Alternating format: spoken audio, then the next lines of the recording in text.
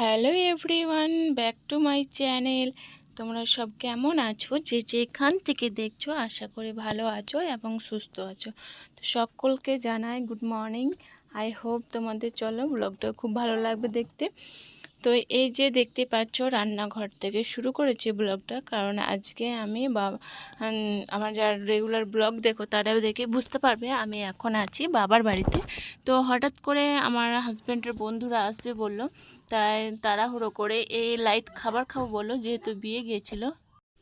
Light খাবার করছি কারণ বিয়ে বাড়িতে তো সব সময় তো একটু হাই রিচ খাবার খাওয়া হয়। তো বললো ফোন করে হঠাৎ করে যে একটি কাজ করো তুমি, একটু লাইট খাবার বানাও যেটা মুখে খুব ভালো লাগে খেতে আর খুব শরীরের পক্ষেও যেন খুব ভালো হয়।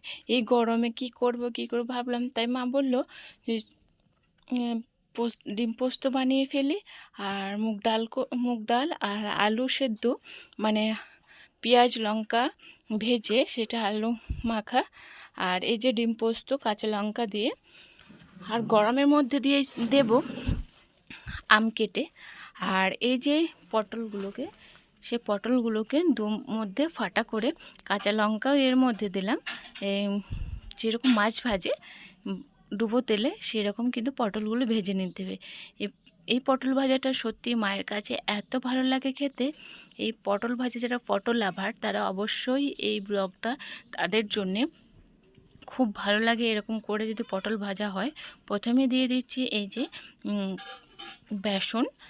বেসনের পর তারপর চলে যাচ্ছে হলুদ গুঁড়ো, তারপর কিন্তু চলে যাবে লবণ। যে যার মতন স্বাদ মতন লবণটা দিয়ে দেবে, কিন্তু আমি বলবো একটু লবণের ভাগটা একটু কম দেবে, তাহলে সেই জিনিসটা খেতে খুবই কম না, যেমন লাগে তো সেরকম স্বাদ মতন লবণটা দেওয়ার পর একটু তেল দেবে।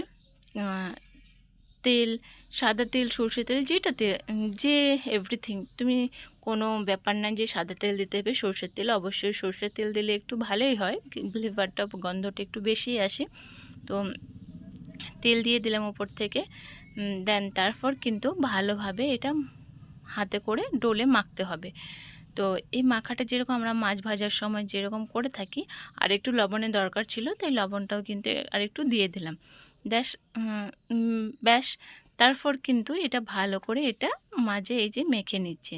তো মা বলছে তোকে আর হাত লাগাতে হবে না, আমি দিয়ে মেখে নিই। তো মায়ের বাড়িতে এই যে একটা আসার একটি খুব ভালো একটা দ্বিগুণ বলতে পারো, মায়ের কাছে এসে তুমি কোনো কাজ করতে দেবে না, ঠিক আছে ছেড়ে তো ওখানে তো করতেই হয় তোমাকে, আমাকে আমার বাড়িতে এসে আর কিছু করতে হবে না, একটু ভালো করে খাওয়া দাওয়া করো, একটু ঘুরে ফুরে বেড়াও, ঘুমাও, শো, এরকম একটি মায়ের কাছে একটা আবদার হয়ে থাকে। আর মায়ের কাছে যখন চলে যাই মায়ের কাছ থেকে, তখন সত্যি মনটা অনেকটাই ভেঙে যায়। ব্যাস তেলটা হয়ে যাওয়ার পর এই যে পটলগুলো একটি একটি করে দিয়ে দিয়েছি তেলের মধ্যে, ডুবো তেলে। আর আজকে আমি কাল হয়তো সামথিং আমার বাড়ি চলে যেতে হবে, কারণ মানডে থেকে আমার মেয়ের স্কুল আছে। তো সেই জন্য আজকে আমার হাজব্যান্ডের যে বিয়ে ছিল সেই বিয়ের রিসেপশন আজকে। তো আজকে রিসেপশন খাওয়া দাওয়া করে দেন তারপর কিন্তু আমি বাড়ি চলে যাব। তো সত্যি কথা বলতে মনটা অনেকটাই ভেঙে যাচ্ছে। যখন বাবার বাড়ি আসি তখন লাগেজ যখন গুছাই তখন এত আনন্দ, এত এনার্জি দেয়, বাট যখন চলে যেতে হয় তখন অনেক দুঃখ কষ্ট হয়। তখন মনে হয় কোমরটাই ভেঙে গেছে, এরকম মনে হয় আমার। সত্যি কথা বলতে কোমরই ওঠে না, কোনো কাজ করতে ভালো লাগে না। কাজ বলতে কোনো লাগেজ টাগেজ এইসব একদম গুছাতে ভালো লাগে না, মনে হয় থেকে যাই মায়ের কাছে সারাটা জীবন। কিন্তু মেয়ে হয়ে জন্মেছি, শ্বশুরবাড়ি তো যেতেই হবে। তো সবাই আমার মতন সবারই কষ্ট হয় আমি বুঝি, কিন্তু আমার এখন এক সপ্তাহ এখন এরকম স্বপ্নের মধ্যে দেখব আমার মা এখানে ছিল, আমার আব্বু এখানে ছিল, ভাই এখানে ছিল, এটা করছিলাম, এটা খাচ্ছিলাম, মা এভাবে আদর করছিল, এভাবে চুল আঁচড়ে দিচ্ছিল, গায়ে হাত বুলিয়ে দিচ্ছিল, মানে সমস্ত সব কিছু কিন্তু মনে থাকবে এখন এক সপ্তাহ মতন, মানে স্মৃতি, মানে সব ঘুমালেই শুধু এগুলো চোখে ভাসবে, মনে হবে শুধু ছুঁতে পারছি না, মানে টাচ করতে পারছি না। আর সেই কষ্টটা কাটানোর জন্য অনেকটাই টাইম লেগে যায়। তারপর তারপর আস্তে আস্তে ফোনে কথা হয়, তখন আস্তে আস্তে ভুলে থাকতে হয় যে না আবার যখন যাব তখন কথা হবে, দেখা হবে। আর কথা বলতে বলতে এই যে এইরকম পজিশনে হবে পটল ভাজা। পটল ভাজা দেখতেই পাচ্ছ কতটা ইয়াম্মি হয়েছে।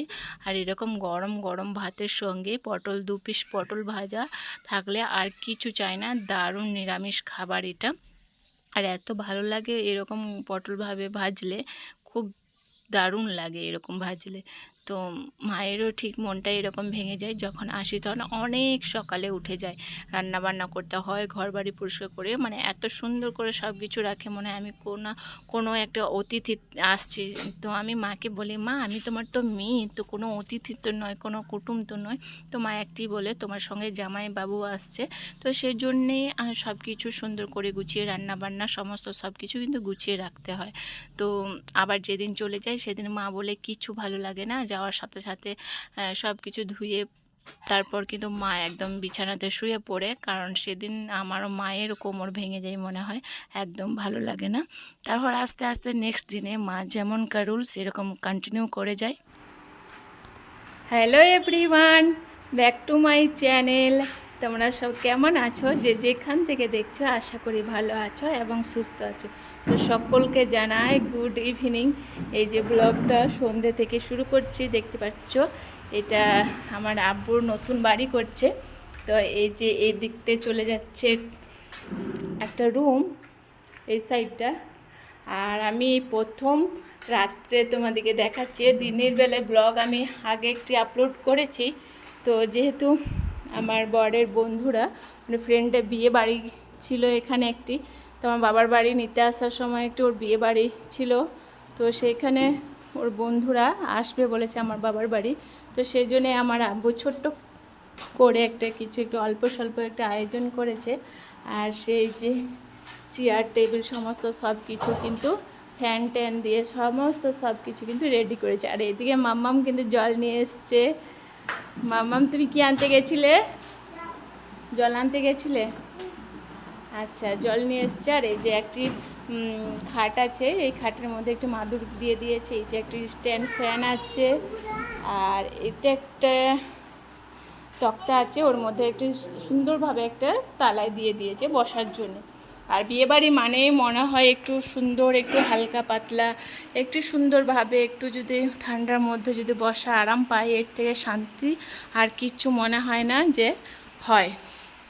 তো এরকম। আর ছাদে এত সুন্দর হাওয়া বাতাস দিচ্ছে, তো ছাদে তো অবশ্যই যাবে। তো ছাদটা একটু হলেও তোমাদের সঙ্গে এক ঝলক দেখিয়ে দিই। নিচে আয়াত, তোমার মামা ডাকছে জল দিতে, জলটা নিয়ে যাও। এই যে একটু ছাদের লুক।